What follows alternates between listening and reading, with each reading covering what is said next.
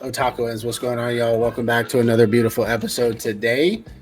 Today we're doing our part two, our review of the One Piece live action season two.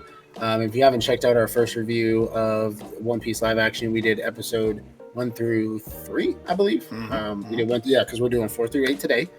We end up finishing up the show. We're going to give you our first reviews, our first take on the wrap up of season 2 of the One Piece live action. But be sure to check out episode 1 through 3, see what our reviews are like. But obviously, check out the show for yourself after you've watched our review. And then we'll play our review on silent and then go watch it while we're just playing on in the background so we get the view. And then play it again. And then play it again so then you can talk to us about it. With that, be sure to like, subscribe, comment, read the notification bell so you don't miss out on any of our future episodes. But I mean, David, let's talk about it because there's stuff to talk about.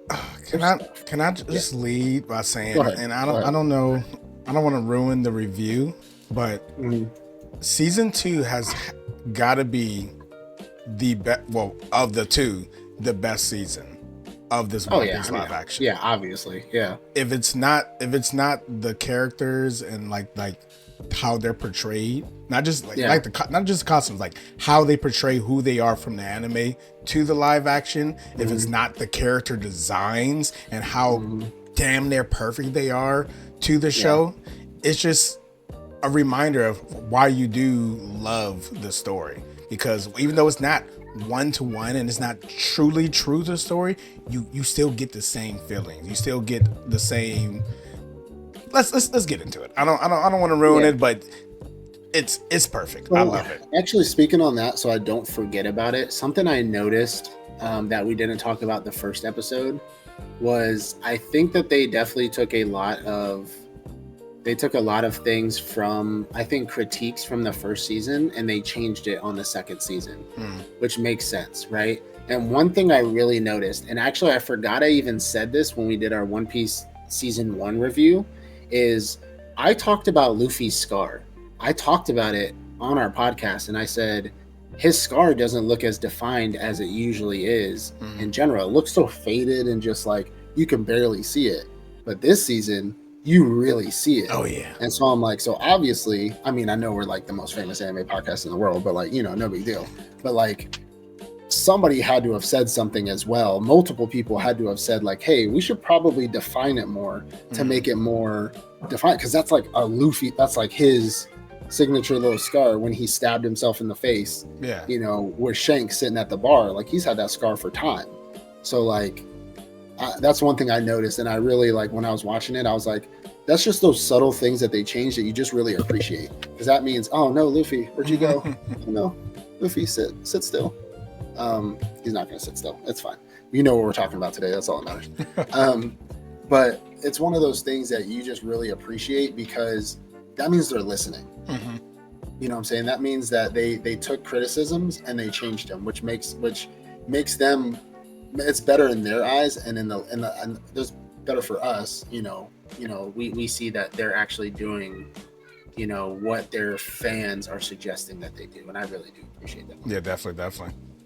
So we're just gonna cover it by arc, right? Because I mean, we're going 4 episodes deep, and it's gonna get a little wild. So episode 4 through 5 was about Little Garden, right? Everybody doesn't know Little Garden is the place that Luffy and the crew meet the giants, right? They meet Brogy and Dory and Brogy. Yeah, Dory and Brogy, the blue ogre and the red ogre. And we get the entire, we get introduced to some more Baroque work agents. Let's just start off by getting there. I mean, visually stunning. I mean, they had dinosaurs. You know what I'm saying? Like dinosaurs. And I think good too. Kind of skipping forward a little bit, which is funny. But like when they get to Drum Island and Kuriha is like, you don't get this unless you're traipsing through a prehistoric forest with nothing but a skirt on. And actually, she's like, speaking of that, I did. But I mean, it just looked fantastic. It looked absolutely great, stunning. I was kind of concerned that the dinosaurs were gonna look bad. Really? Because I know they have a budget, right? I know they have funds to make this, but everybody has a budget. You know what I'm saying? So you have funds, but you have a cap, and you have to determine where you're going to put your money into to make it better, make your show better, and where you're going to take it out of, because it's not like a main plot line. And so I had a fear that, not necessarily a fear, I wouldn't really cared that much, but I had like a fear that they weren't gonna, their CGI for their dinosaurs was gonna be bad. I mean, it's not Jurassic Park level, understandably, but like I had a fear they were gonna take it out of the dinosaurs, and that fear kind of jumped to Dory and Brogy, but like that they weren't gonna make them look well because everything else mattered more. You know what I'm saying? But the dinosaurs actually look really good. Yeah, like, they destroyed that in an instant. Like, and I get like some changes that they made. Like, Luffy was supposed to ride on top of a pterodactyl and fly off, but instead he was on a Bronchiosaurus or something like that. Like, it makes sense, but it looked good. Yeah, it looked good, and he still rode one in the manga anyway. So hey, I'm good. I'm here for it. I'm here for it. But Dory and Brogy, you made mention to them. How did you like their CGI? I loved it. I think they were great. Brogy, was it Brogy? Brogy, the red one, the red ogre, I believe, is Brogy. He reminded me of Hiccup's dad from How to Train Your Dragon. Oh yeah. And I'm pretty sure, and I need to look up who voiced him.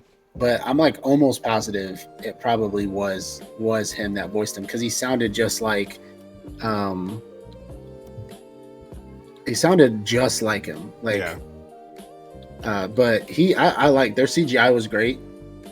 Their CGI was absolutely fantastic. Everything about the giants was, I mean, again, my fear stemmed to them as well, right? Like that they weren't going to be, they weren't actually going to be like good looking CGI or whatever. But who played Brogy? I forgot who played Brogy. They're not giving it to me right now. Nah, no worries. Yeah, no worries. But so like my fear actually stemmed to them not looking good as well. But they look fantastic. I think they definitely not capitalized, but they definitely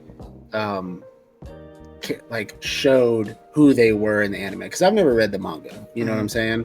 So, but from what I saw in the anime, you definitely got that sense of like fear, and you still got the fun. I mean, you still got the funny nonsense, just to speak of like the one interaction. So obviously Nami and Usopp were the ones that went to Brogy, and Luffy is the one that met Luffy and Vivi met Dory.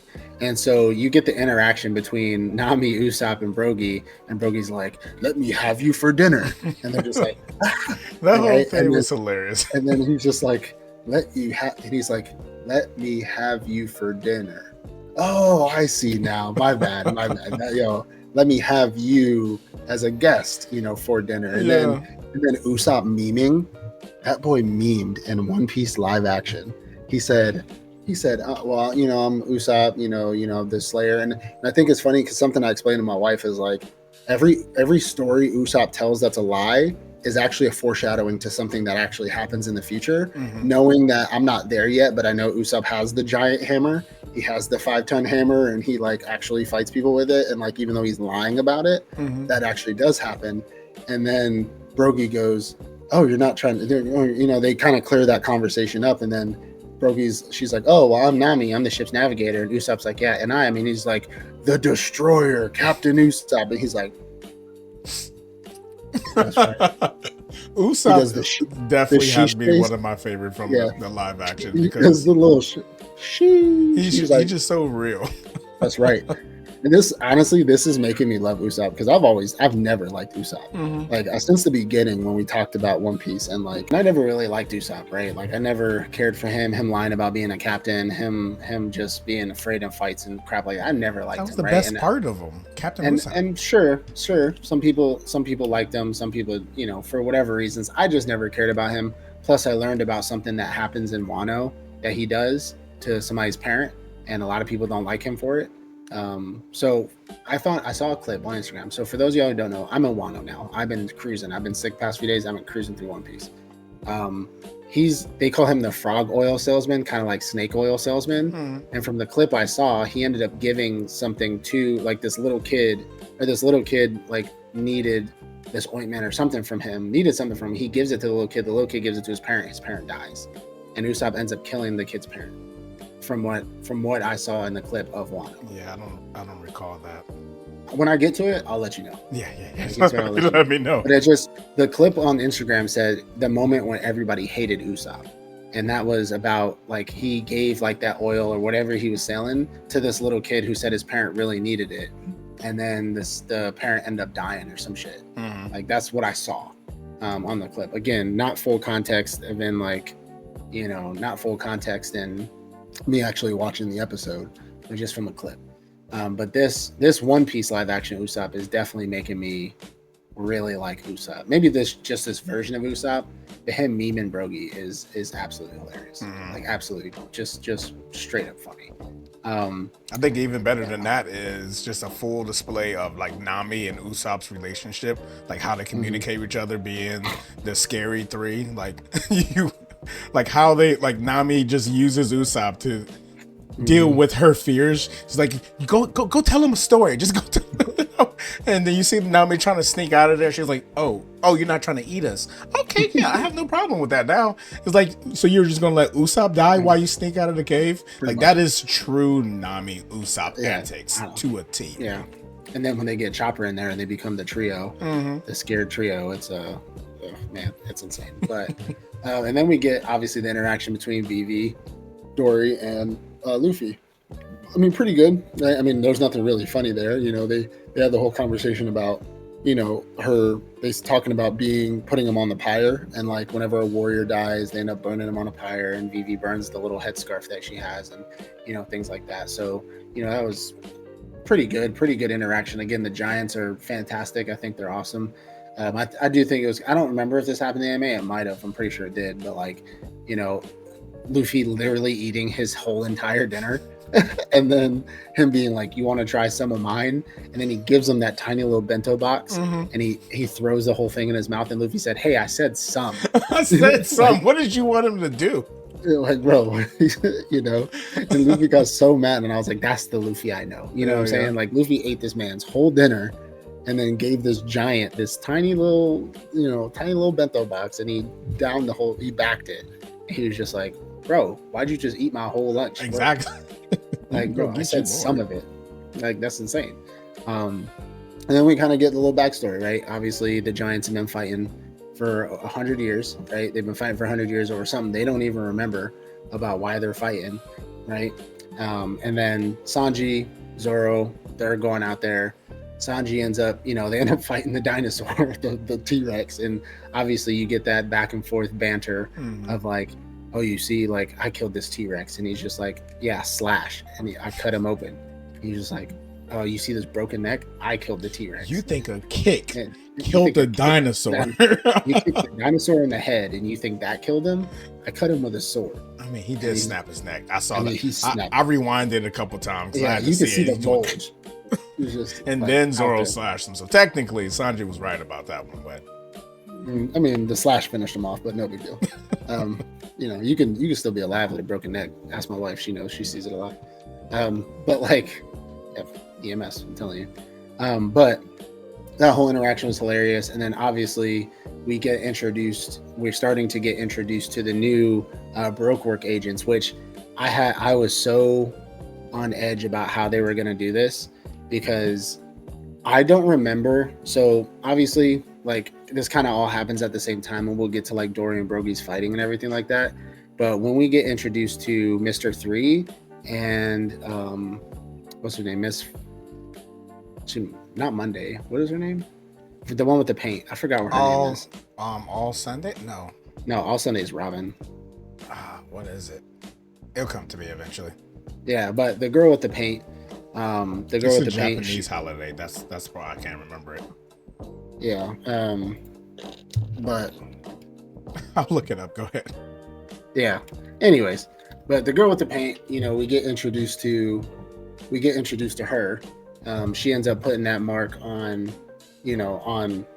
Zoro's leg, and we figure out like, oh well, she's there. And then the whole crew kind of ends up getting the marks put on them. Like, Nami gets a mark put on her, Zoro gets a mark put on her. Vivi ends up being able to run away from her. And then we get introduced to Mr. 3 because, he's the guy with the wax fruit where he can turn things into wax. From what I don't remember in the anime is them being at the house chained up. Was added. And so I was concerned that they weren't going to do the cake thing. Mm-hmm. I was very concerned. And I was like, if they don't do the whole, like, I'm going to cut my legs off or I'll die cool, I'm going to be really upset. And technically Zoro, so like, obviously spoilers, they do end up doing the cake thing, but like he didn't. So in the anime, Zoro says, well, if we're going to die, I'm at least choose a cool pose to do it in. Mm-hmm. And he didn't do that. Like he did do the pose and he did try to cut his legs off like an idiot, but like he didn't say, because I specifically remember in the anime him going, well, if I'm going to die, at least I'm not going to give him the satisfaction. I'm going to at least die cool. Mm-hmm. And so he did. Well, he said it in not so many words. Well, this time it was more like, we're going to have faith in Luffy. So this is how I'm going to like show my faith and something like that. Yeah. I wasn't mad. He still did the leg thing, which was cool. Yeah. Yeah. And so like, I thought it was, pretty cool when they like Vivi was like, I mean, look at him. He's happy. You finna just let him die happy like that? Because they were like, he got his sword still. Mm-hmm. He still got his swords. And then, like, he was like, he went over, wiped his leg, he was tried to cut his head right off. he was like, you mother, and then he tried to cut himself out. And so I'm really happy that they did the cake thing with Mr. 3, because that was something I was very concerned they weren't going to do, because they were in the house. I figured they were going to try to like do the wax thing in the house with their hands already tied up. Mm-hmm. But if we know anything about Mr. 3, he's an artiste, right? Like he's he likes to kill by art. Mm-hmm. And so we get that whole interaction, and then kind of like jumping not back but like separately, a little bit before Nami and them get tied up, Brogy and Dory have their fight. And so Brogy and Dory go out to fight. I think the fighting was amazing. It was some good CGI. They're obviously like Usopp, and anytime Usopp isn't afraid, him and Luffy are always like shoulder and shoulder, just like cheering on and like, this is awesome and like, this is so cool. Brogy gets poisoned. Is that how it happened in the anime? I can't remember if that's exactly how it happened. There was a slight change. So in which I'm not upset with the change at all. The change was, instead of Dory being poisoned or with the bomb, it was Brogy instead. And I think the reason why they wanted to change it is to make it more of an emotional impact for Usopp. Because of what continues to happen after that happened. That makes sense. I can appreciate that, right? Like that's not something to sneeze at. So it is what it is. But yeah, he gets poisoned with the bomb, blows up in his stomach. Dory ends up winning, but then he ends up figuring out that it wasn't honorable. Mr. 3 ends up attacking Dory in the cave. Puts this whole covers them all in wax. Ends up doing that whole thing, and then Luffy is being drug out by what's her name? I still can't remember. Miss Golden Week. Ends up getting dragged to the beach. That whole thing was a lot more brutal than the anime too. It was a lot more drawn out. Oh, they gave her character. Like in the anime and the manga, she was more of like a support role to Mr. 3, but this time though, she was a main character in that moment. Yeah. Like it had me on the edge. Like, how does Luffy get out of this shit? Like when she stabbed him in the hand, he was like, it's because like this is really good. That's what they do so good about that, is because we know he gets out of it, but when they're doing it, we're just like, wait a second. wait a second. I think she had all One Piece fans like, wait a minute, what is happening? He ends up dying, and they're just like written and directed by. Because she told him go walk in the ocean. I'm like, wait, what? I thought he was going to be like able to break it at that moment, but then he went walking in the ocean.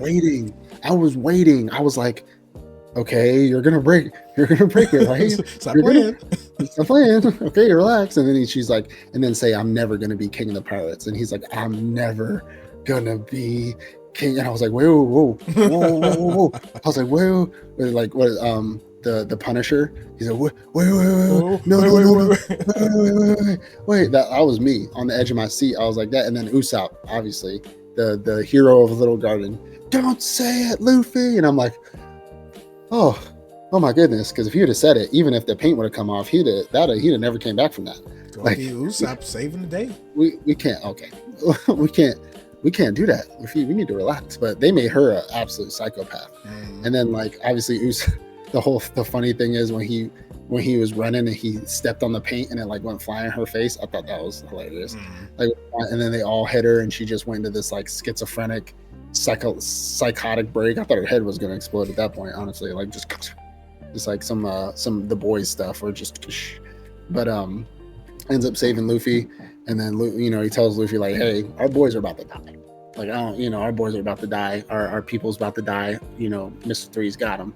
They end up running off into the woods, and then that whole fight kind of happens. Not that I care that they kind of did it, but how did you feel about more of the perspective of the girls' fight? Like Vivi, Nami, and Miss Valentine. Like, because they made more of an effort to show their whole altercation. Yeah, I noticed that. I don't really care. As long as they don't like really change the storyline, them getting some, and we're going to have this conversation again towards the end of this video, but them adding a little bit more to make every character have their little moment in the spotlight, which was cool. As long as it ended up with Usopp getting once again another dub, and they were able to portray that using them. So I'm here for it. Yeah, and again, I'm not critiquing it. I like that we got to get some girl action, because in the anime, Nami doesn't fight like that suit. Yeah, not that suit. She don't throw hands like that in that, in the beginning. But I like that they're giving her the ability to do that, and they're not shonen it up where like the trio of the girl of the trio group never does anything until time skip. You know what I'm saying? Like, so I really appreciate that they're not kind of sticking to that trope there. Quite honestly, looking back, it was like, why didn't Vivi do more in the anime and manga? Like, she was her own fighter. She was she was Miss Wednesday. Miss Wednesday. Who was she linked up with? Mr. 8 or Mr. 9? No, she was with Mr. 9. So I'm guessing she wasn't like super high on the totem pole, but she was still a top Baroque agent. So that means she should have had really good martial skills. But in the manga and anime, they kind of like pushed her to the wayside once they said, oh yeah, she's a princess. So now she doesn't fight? Crazy. Now she doesn't do anything? Yeah. So I appreciate that they're showing her combat prowess more than they usually are. But then we get, obviously, Sanji's traipsing around the woods trying to find his whole crew, and then he fights the weasel in the condor. I think it's Miss Friday. That was needed. Yeah, Miss Friday and Mr. 11 or something like that. Some people like that, but that was needed. Him fighting that little otter house, and he was kicking his ass too. Like the otter was getting in hits, Sanji was getting in hits.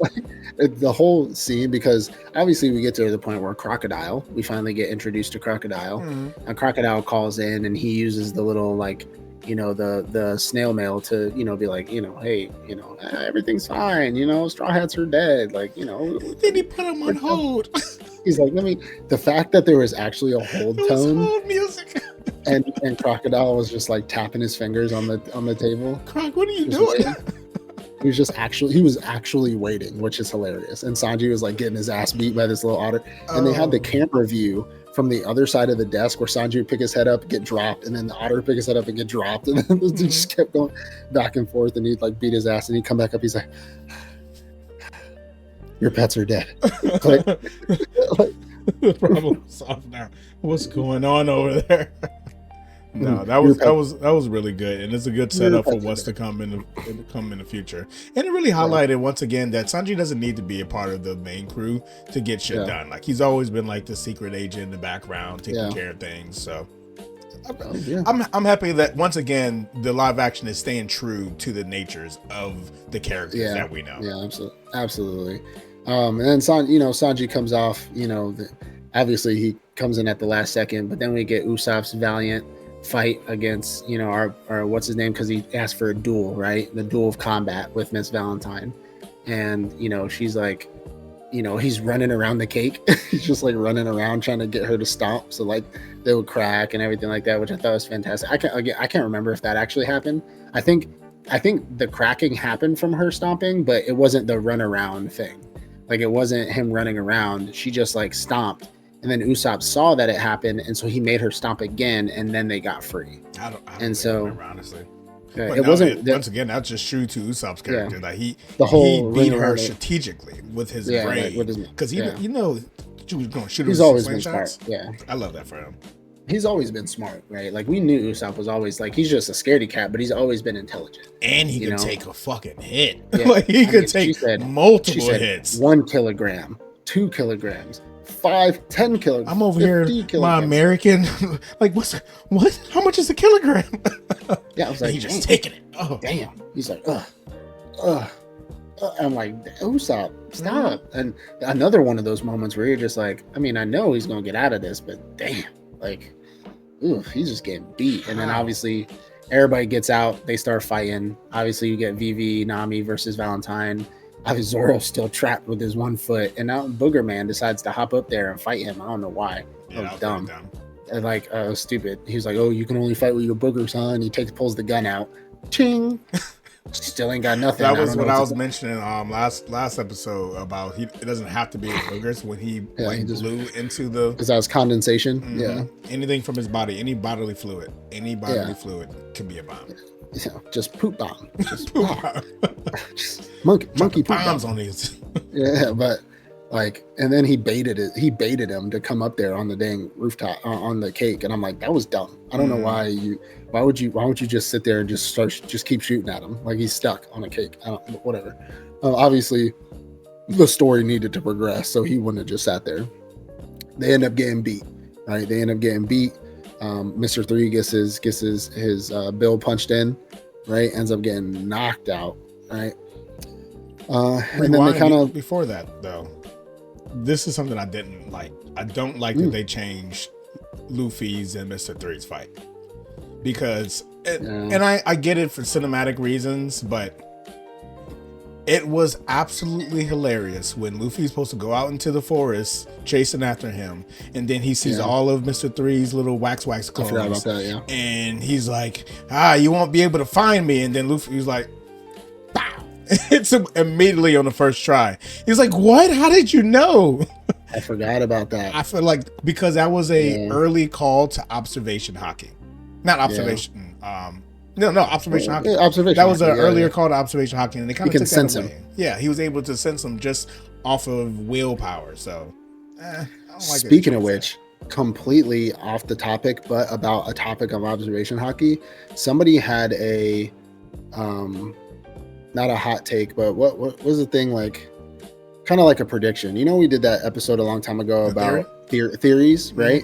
Somebody said, what if Zoro has had observation hockey this entire time and he's so directionally challenged that he uses it 24/7, and that's what leads him to be lost in places, but he actually ends up right where he needs to be because he's constantly using observation hockey. And then they show a clip of one of the first arcs of One Piece that got big when Zoro's sleeping, which I think it was Little Garden. It might have been.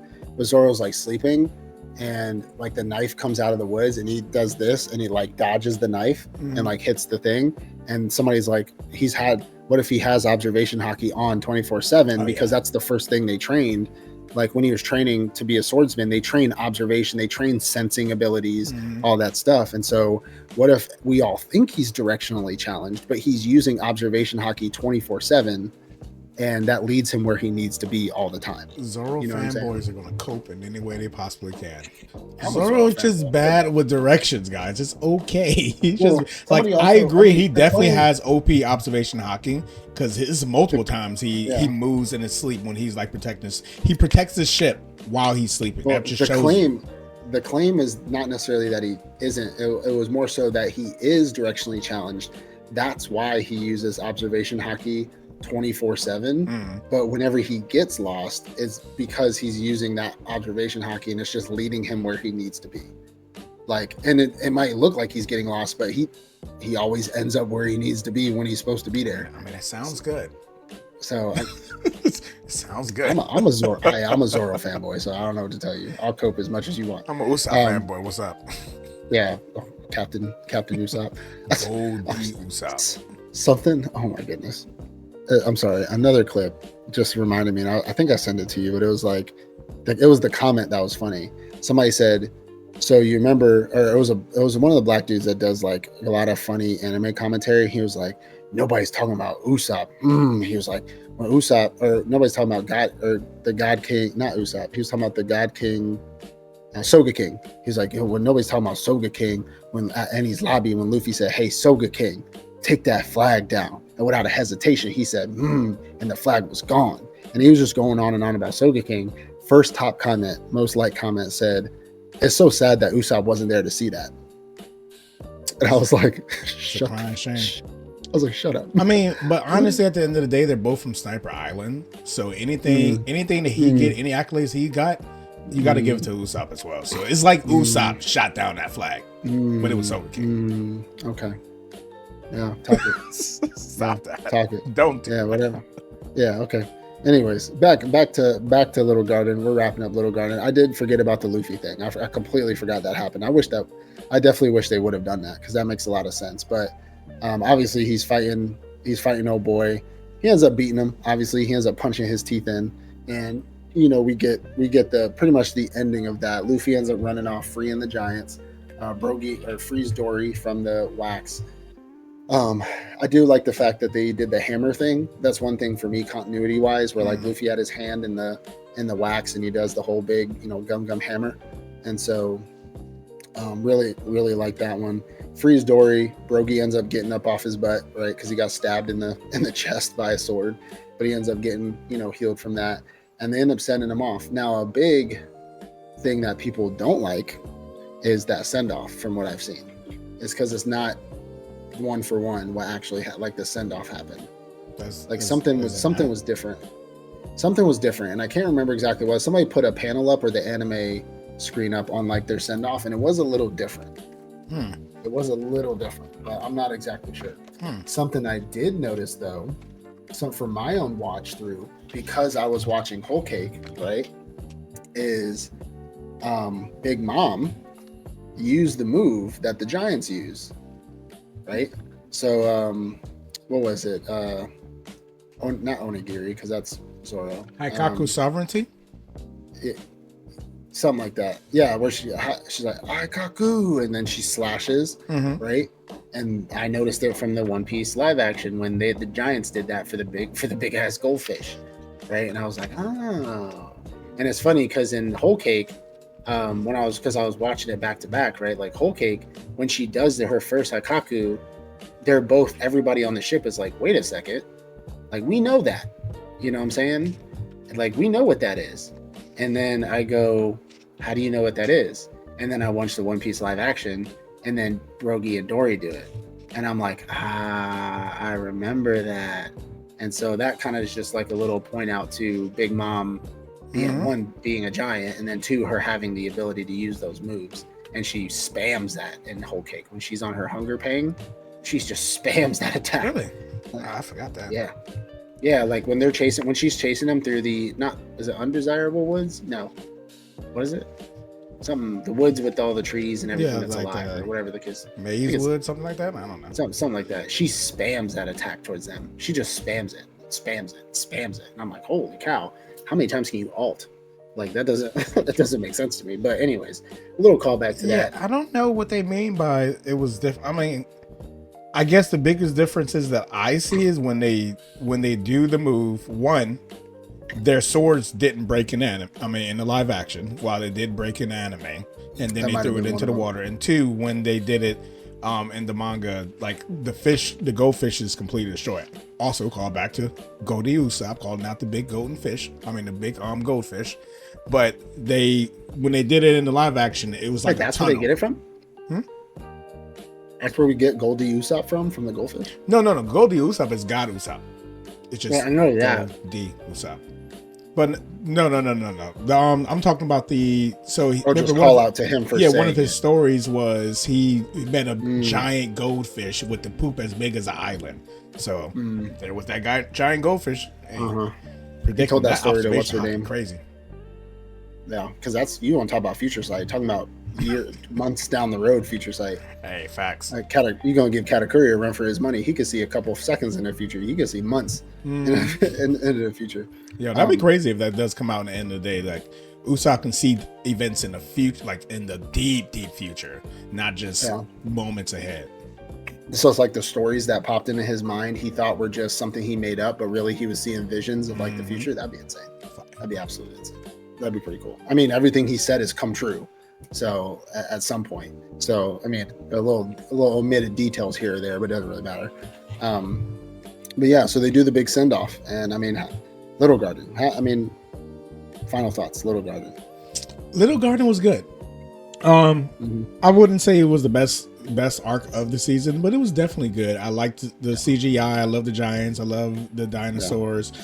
I think the best parts of Little Garden was Mr. 3 and Miss Golden Week, because I love the costumes. I love how they're portraying the characters. Great. I like the psycho Miss Golden Week. I love the artistic to a T side of Mr. 3. He's like, no, we're not going to just kill them. What is wrong with you? No, this is art. We got to do it the right way. And he's like, why did you leave him with his swords?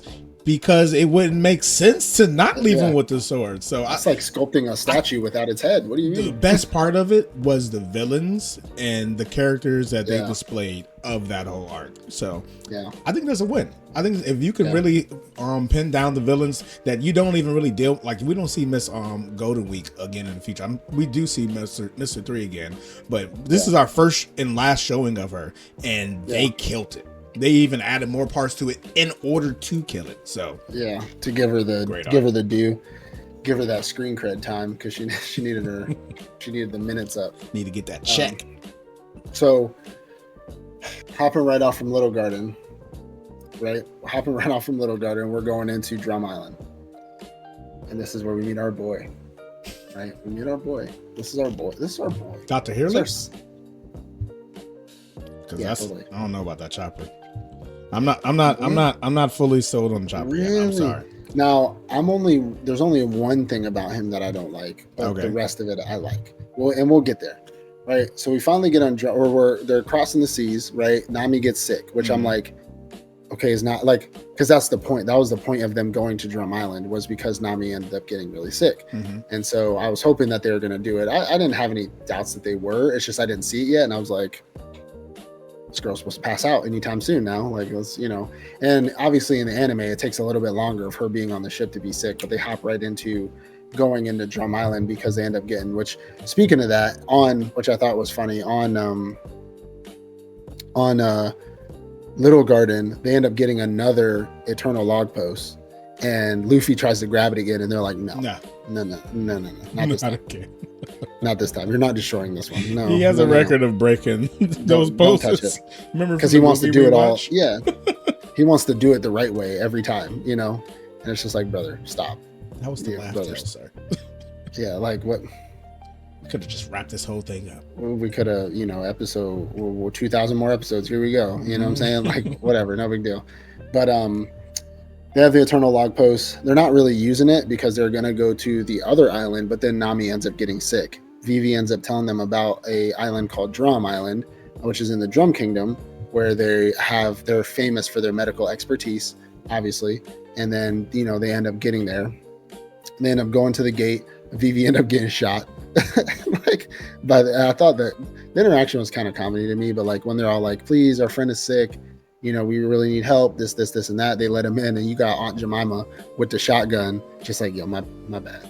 My bad. I'm sorry. Like she hands it over to Dalton. She's just like, yo, that's on me. That's on me. Like that's something. They're like, you damn right it is. You shot me in the arm, and they get there, pretty much explain that the last doctor that's available is obviously Kariha, the witch, who's on top of the mountain, right? We know that. Dalton looks great to me. Dalton looks pretty good. You don't like Dalton?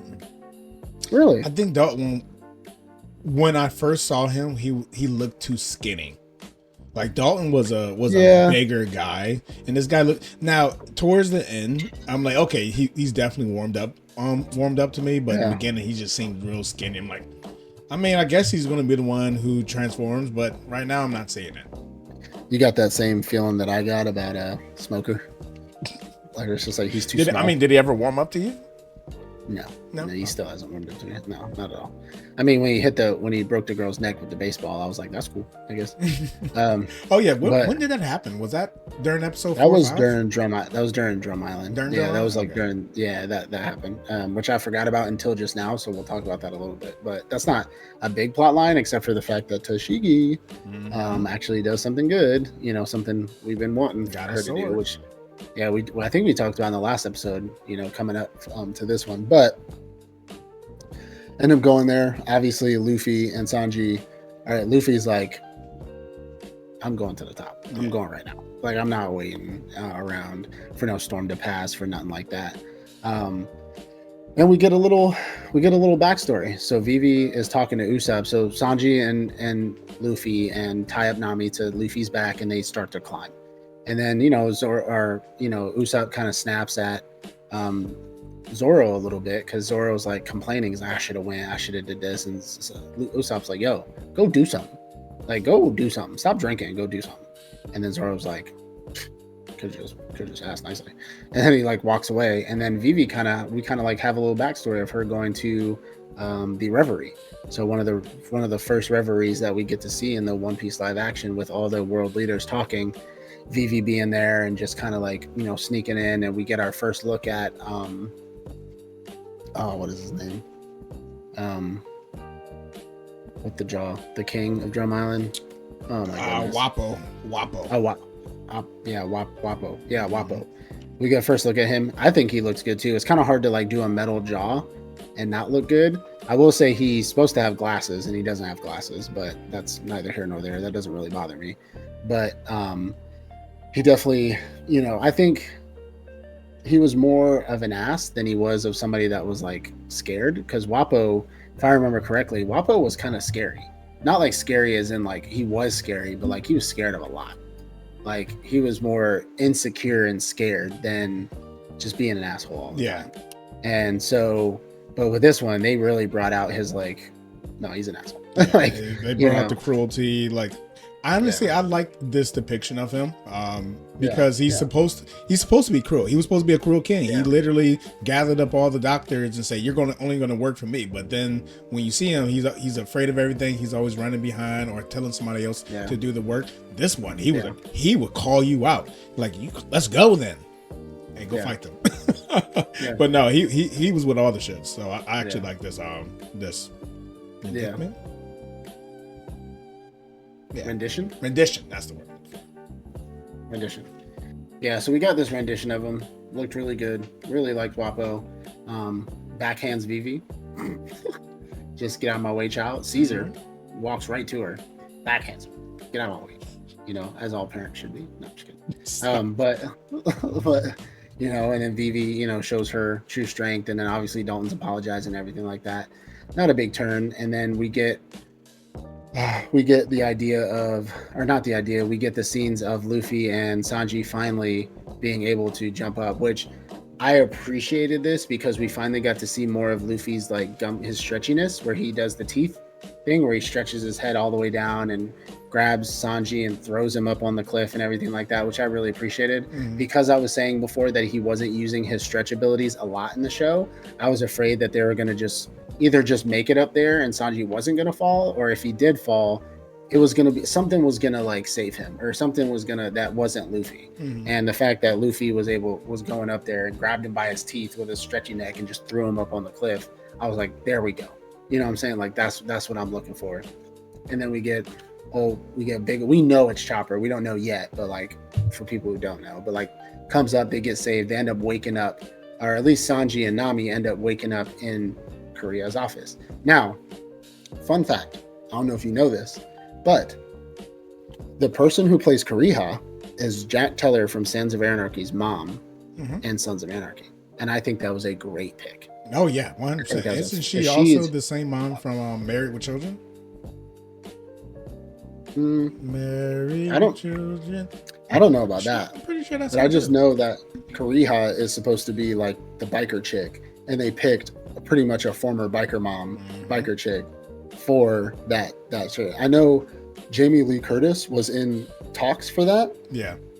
But I'm glad that they picked. I actually watched the interview. They were interviewing her, and she was talking about she was going to be Dr. Kureha, but when they were filming, which was in I believe South Africa, when they were filming, she was in California filming something else, so she had to turn it down.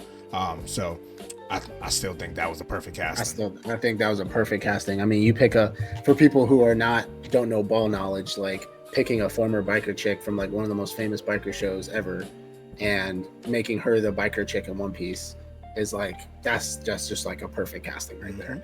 And so we get Kuriha, and then we get little Chopper.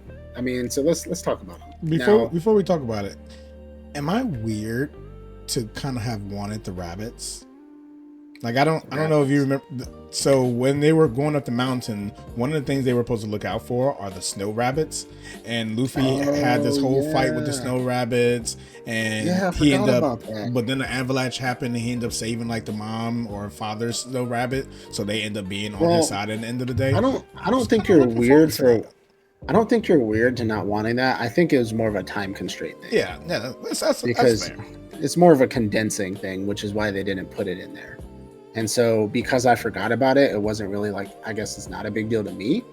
But like, I think it's just because they had to condense it down to fit it in that episode or whatever episode it was. And so that's why they didn't do it. Because I think Luffy fighting them rabbits, if I remember, was like half to a whole episode of him fighting those rabbits with Nami on his back. Like, you know what I'm saying? Once again, it plays into the whole hockey thing.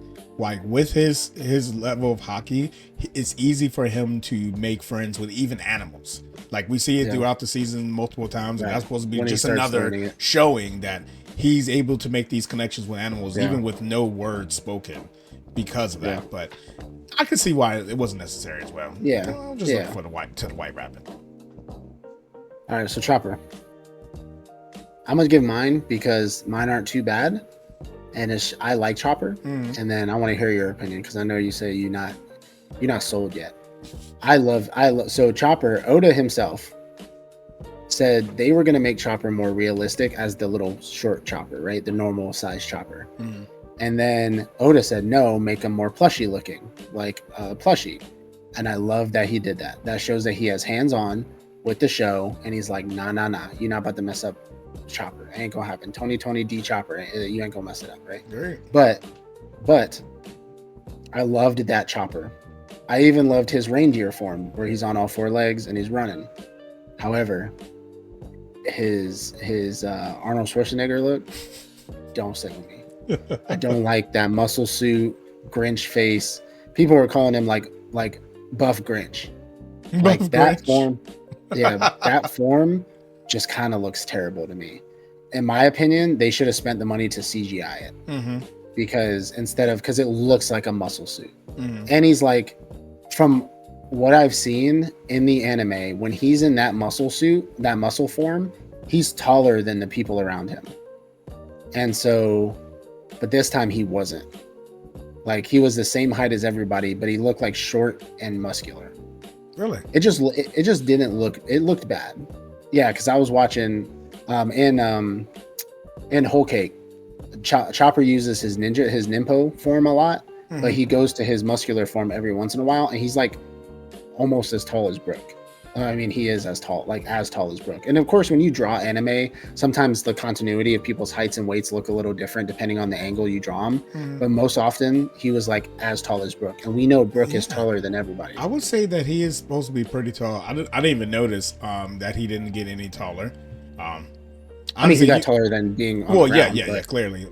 But honestly, that was the reason. That's my only gripe I have with Chopper as well. Like his Q brain point that's what his normal form is called, brain point, because that's his intelligent form. I'm okay with it. I actually love his walking point. That's the reindeer with four legs one. I think that one was the best of all the forms. He looked cute, and yet he looked like Chopper reindeer version walking point. But when it came to his heavy point, I didn't like his face. I didn't like his face. And then I had to because Yordi was like, oh no, that's how he looks. I'm like, is it? I had to pull up Google Images. I'm like, I guess so. It does. Like if you look at pre-time skip Heavy Point, that's how his face looked. It was like this weird Grinch textured face, buck but teeth. then it got furry everywhere else.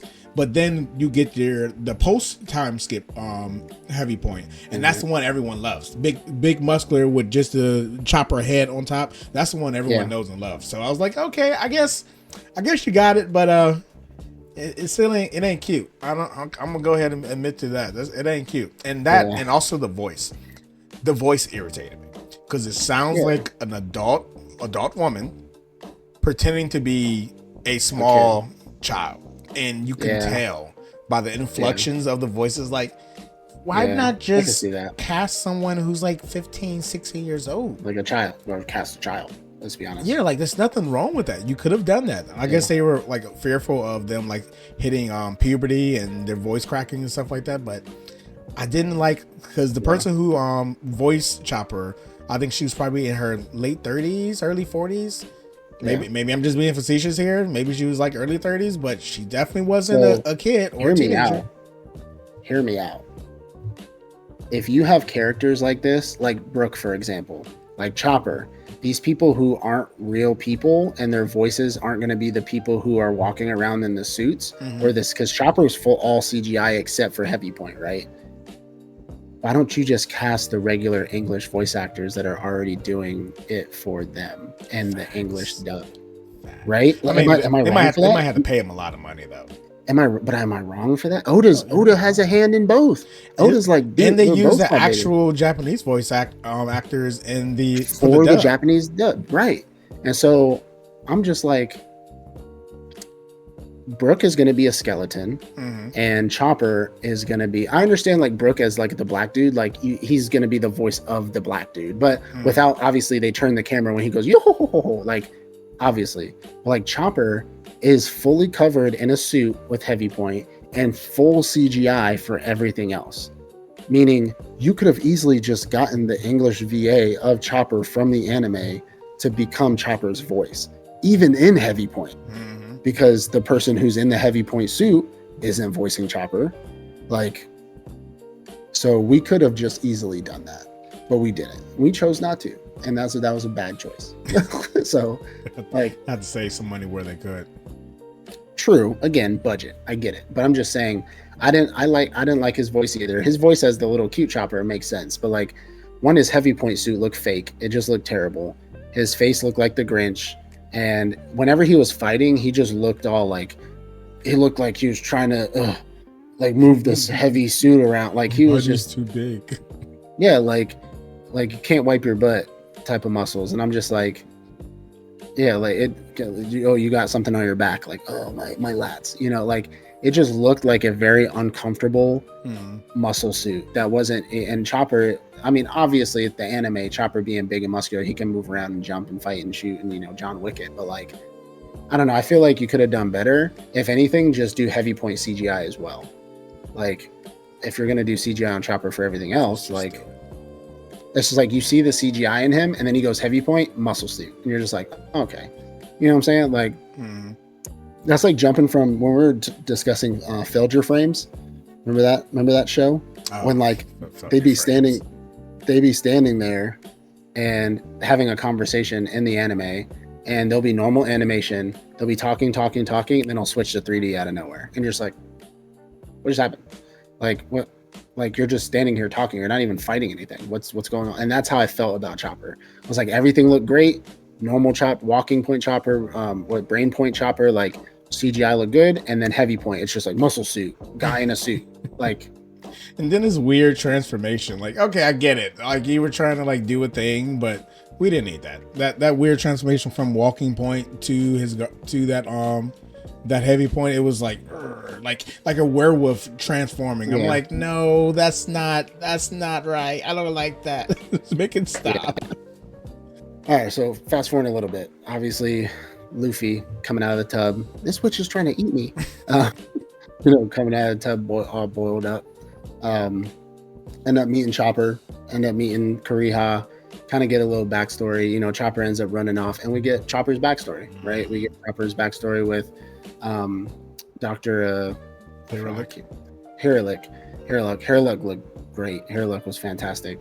And I believe it was a really true 1-to-1 of Chopper's backstory, and I really appreciated that. Right? I mean, obviously they changed a little bit of things around with like, the movement, where they're at a little bit some of the time, but like, we get Chopper's backstory, and I'm not really gonna, unless you want to, but I'm not gonna rehash Chopper's backstory. But no, it was perfectly done. It was a 1-for-1. I mean, they took out a little bit of the like him being attacked when he was supposed to be going after the mushroom, but other than that, it was like, I honestly feel like that one hit me harder than the anime when I first watched it.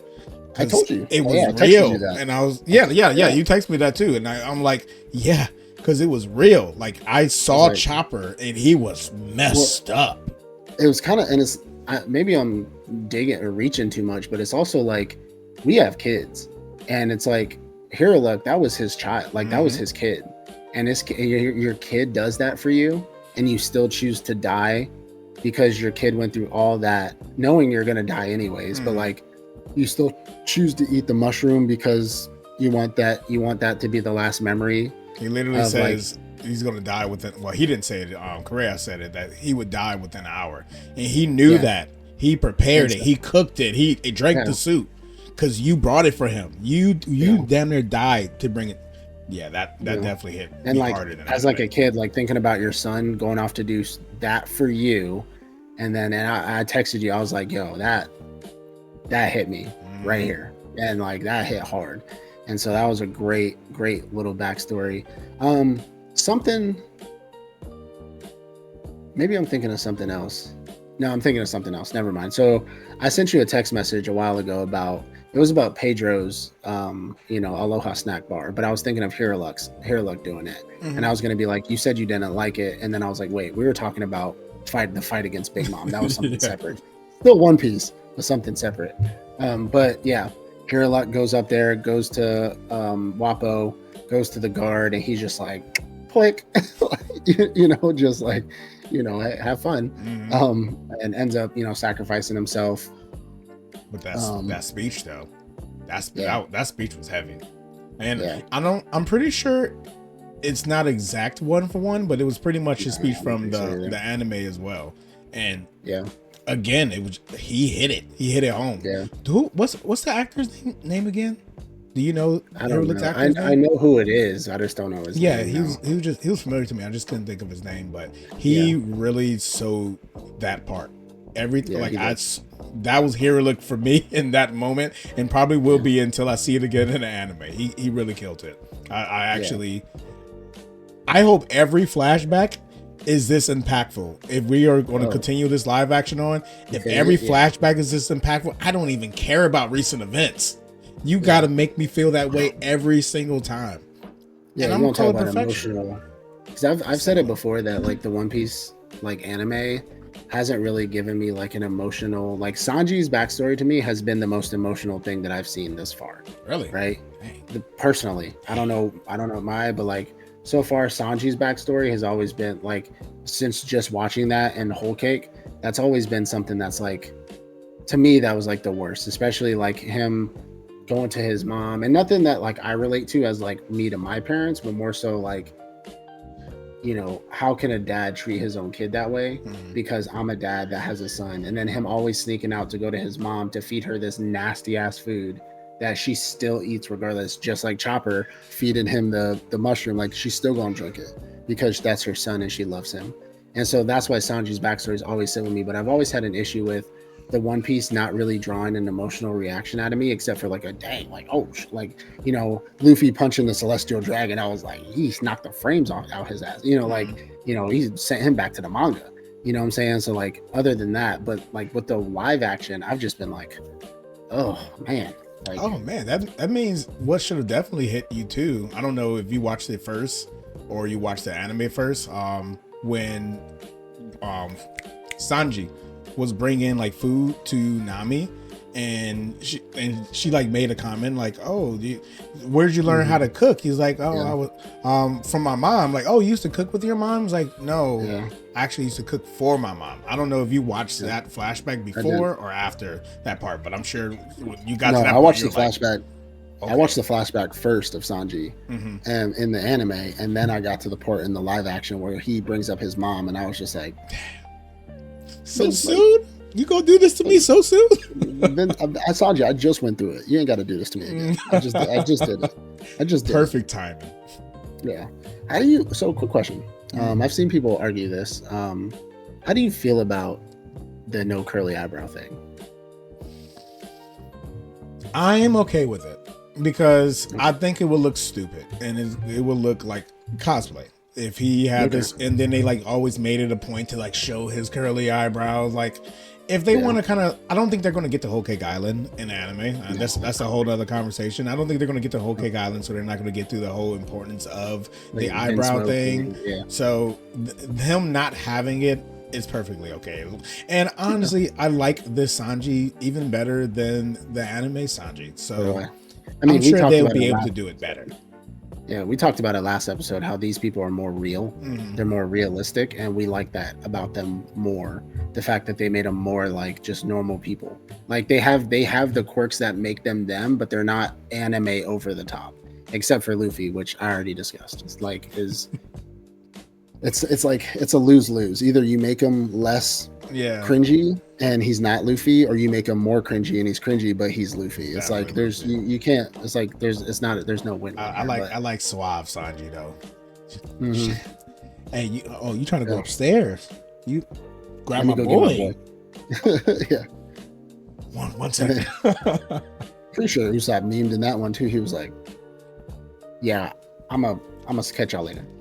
Yeah, but anyway, we get Chopper's backstory, emotional hit, find out who Chopper is, and then Island starts getting attacked. Right, Wappo gets his devil fruit. He gets the I think it's the munch fruit in English.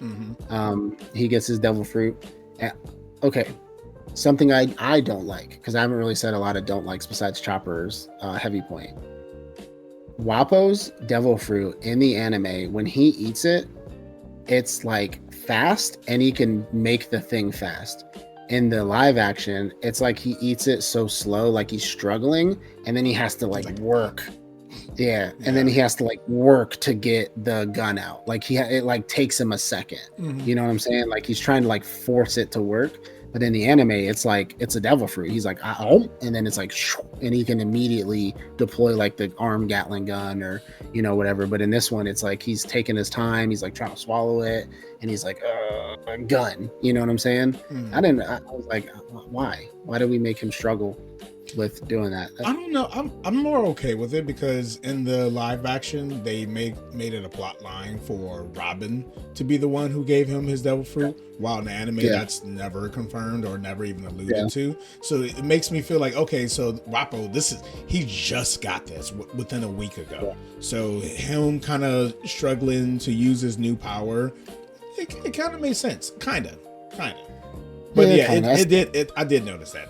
The whole I didn't like it. Transform. No, we're gonna get to the next thing I didn't like, and this is just me being picky. But they end up attacking the island. Dalton ends up going beast mode. Right, he ends up doing his little werewolf transformation, or technically buffalo. He's technically looks like a buffalo, like a bison or something like that. But he ends up transforming.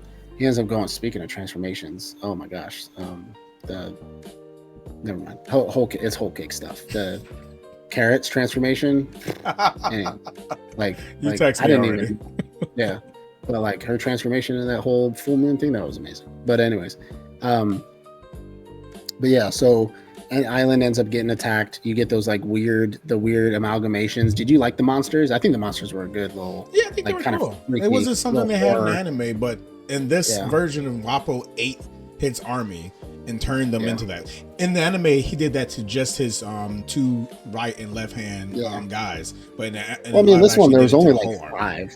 Well, not the whole army. There was only like 7 of them. Hey, look here. Look, like movie magic. There was a whole army. Even though we saw the same 5 or 6 of them. It was I understood that. But Wappo ends up going up to the castle, right, to where Kuriha is she made her place, and then the fight starts happening where Chopper's like, or not Chopper, who was it? Vivi's like, oh, this is my fight. And then I did love the fact that Luffy was wearing Nami's jacket. That was hilarious. I always like that. And then he's like, it gets ripped, and he's like, "Dang, I hope she doesn't notice." Rips the whole sleeves off.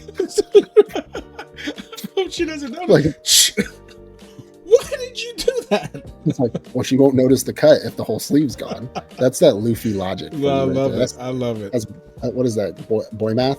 Like, boy math. Yeah, like, now, my pickiness, what I didn't like. This is my pickiness. I hope you say the same thing I want to say. Luffy should have been standing on top of the building holding the flag. Outside.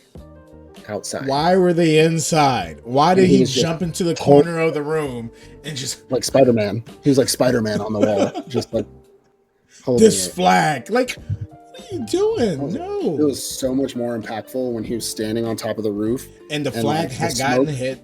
It was broken, and he was holding it in place. Like, nah. Yeah. Not this flag. And it was like, it was all holy, and the smoke was coming off of him, and he was like, nah, this ain't gonna happen. I was like, oh, why didn't they do that? Like, you know what I've noticed is a lot of the outside battles happen inside, and I think that's a budget thing. Yeah. I think that's a funding thing. I think it's because like Zoro's fight with the 100 Baroque work agents was supposed to be outside. Luffy and fighting Wappo was supposed to be outside. Like, a lot of these fights are supposed to happen outside, and I think it's just like I think it's money. Honestly, I think it's just a money thing. But that I can understand that. Like, I could look past Zoro's fight with the Baroque work agents. I like the whole bar scene, like the bar fight where Zoro just takes him out. I'm okay with that. But Luffy's flag hold should have definitely been outside. It should have been outside. I don't, like, that bothers me. But then, I mean, Luffy did take Wappo to the woodshed. He's supposed to. He was always supposed to. I think Wappo in the anime got a little bit more hits than in the live action, but again, they're condensing it. They're making the fights, shorter so we can get more, more content out. But Luffy takes him to the woodshed, and everything's clear from there. He's like, why are you playing? Why are you taking this as a joke? Because you are a joke. You don't get it? You're the joke. Yeah. And then obviously, they choose to invite Chopper to the ship. And, every time Luffy invites somebody to join his crew, it reminds me of the Family Guy scene where it's like, they're like acting, and Peter's like, or Quagmire comes up to Peter. He's like, "Hello, Peter. I'm not joining you." And he's like, "I'm putting together a team. You know what? I'm in." It's like they do like it's a Family Guy episode where they're doing like a 1920s like gangster, like they're hunting down gangsters as like cops. And he's like, Quagmire, and he's like, "Hello, Peter. You know I'm not joining you, right?" And he's like, "I'm putting together a team." And he's like, "You know what? I'll join you." And every time Luffy like, "You should join my crew," and they're just like, "No," and he's like, "You should though." Okay. I guess so.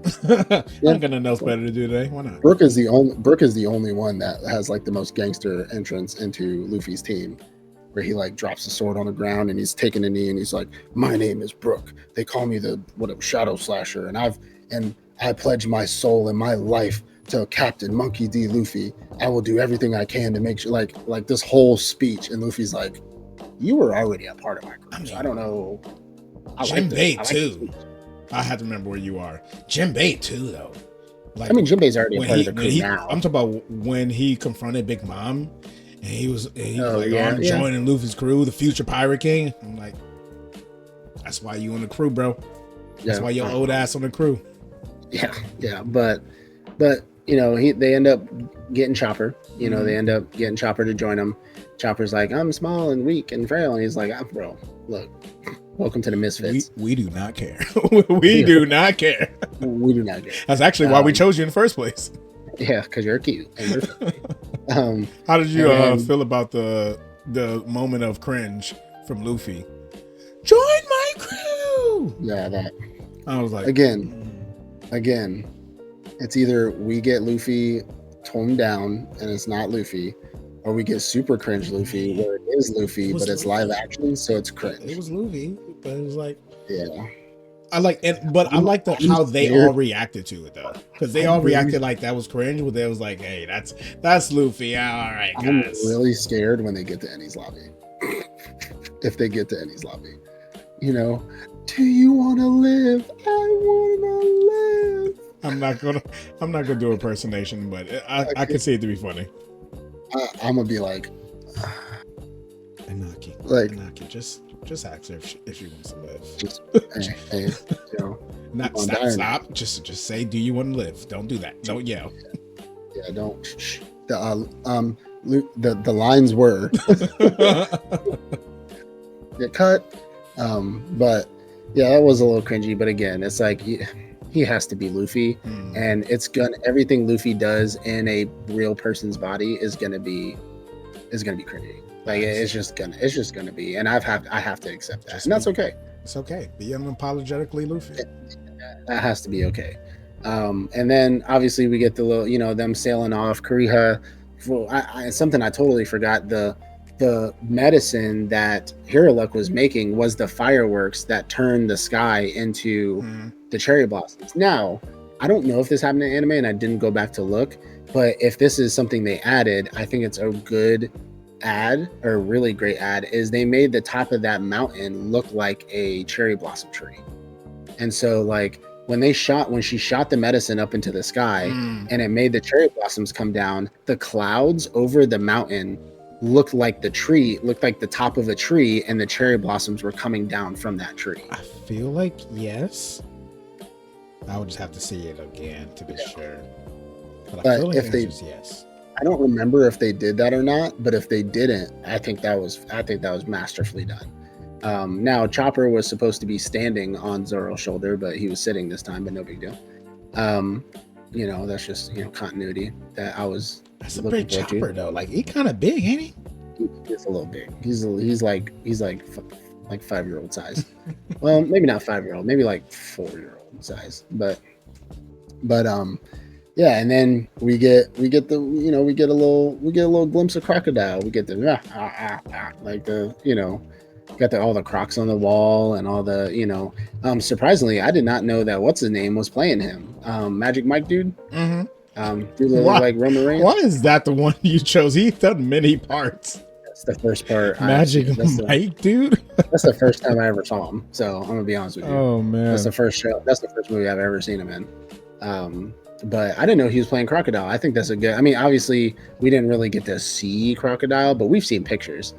Like we've seen pictures of who's playing Crocodile. So that's, I think that's pretty good. Speaking of that, I saw a picture of the dude that plays Sabo. I saw an actual full face picture of the dude in the Sabo outfit. He looks too old. He looks rough and old to me. Really? Sabo in the anime, he looks very clean. Not clean, but like his face is very baby faced and clean, and he's young. Yeah. The dude who plays him, his face just looks kind of wrinkly. He just looks like more worn in, if that makes sense. I don't want to see it. I'll just let it come.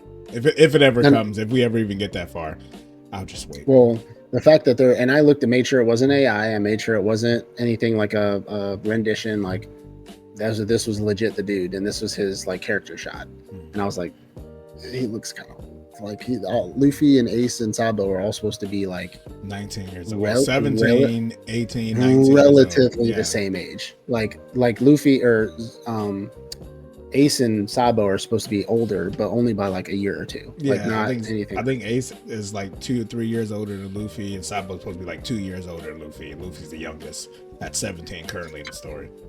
Yeah, so talking about old people, but speaking of that, I know this is going to be season 3 stuff. Have you seen Ace yet? Yeah, I've seen Ace.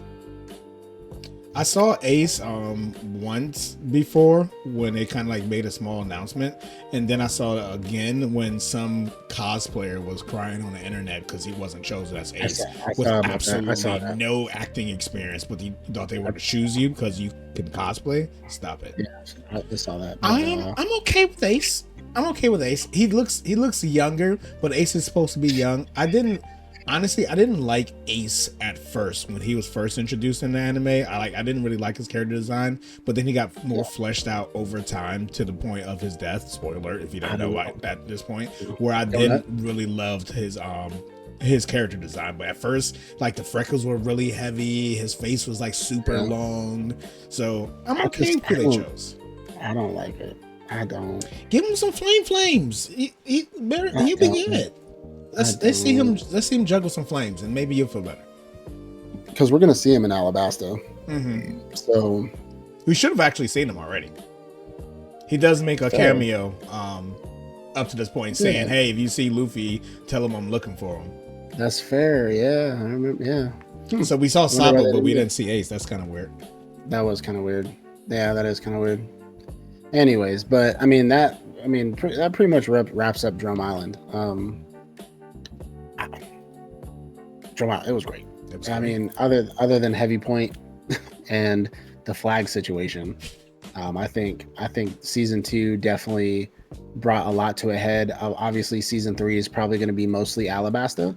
I forgot, is it not Enies Lobby? It's the shipyard after Alabasta, right? After Alabasta, and then Enies Lobby. There's Enies Lobby. No, it's Skypiea. Skypiea first, and then Skypiea, it's Water 7. Shipyard, Water 7, and then Enies Lobby.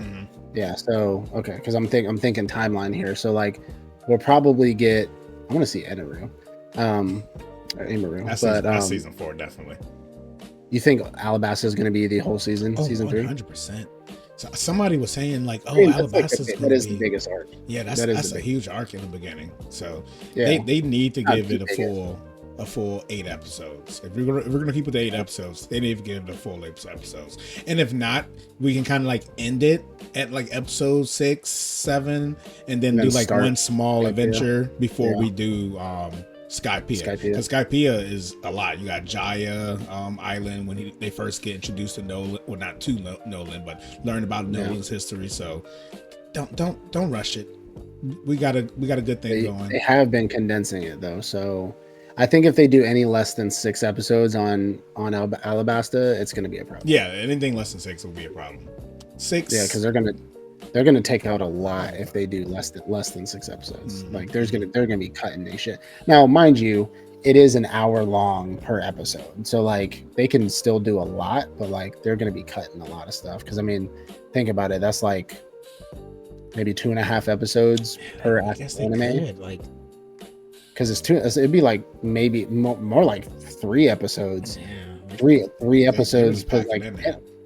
Because One Piece, like anime, is short. Like each episode of that is short. Like if you skip past the previously on Dragon Ball Z shit, like it's a short. Like those are short episodes. Especially when they had outros. Like you had like 5 minutes of intro with the recap, and then you had another 2-3 minutes at the end of an outro. And you only got like 15 minutes per episode. Yeah, barely.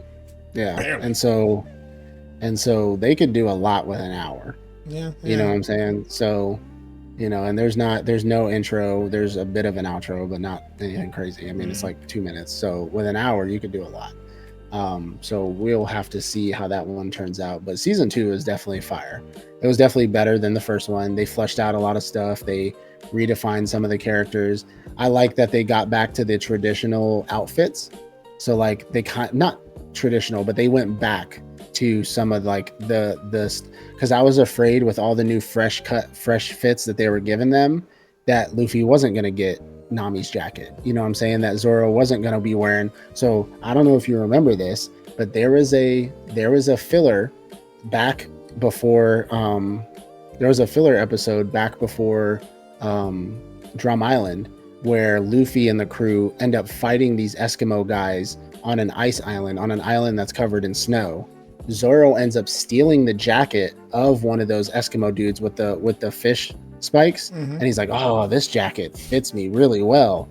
In the live action, he was wearing that jacket. Really? Yeah. So it's a callback to the filler episode where he got the jacket. I gotta look at that And again. he like on the ship, he's wearing and coming up, and when actually the whole thing when he's out there with the jacket on, that's the jacket that he stole from one of the dudes they fought on that filler episode. The Yeti Cool Brothers. I think that's something like that. They all had like the brown jacket with the white fur, and they had the fish spears. And they were fighting. Yeah. No. Just a small nugget before you wrap it up. Like the outfits, like for the vast majority, outside of like the jackets, like you were saying, Zoro's and Nami's jacket, and all of their outfits are from cover stories. So while it may seem weird, like, oh, why are they wearing this? This is weird. Where did they get these clothes? Cover art.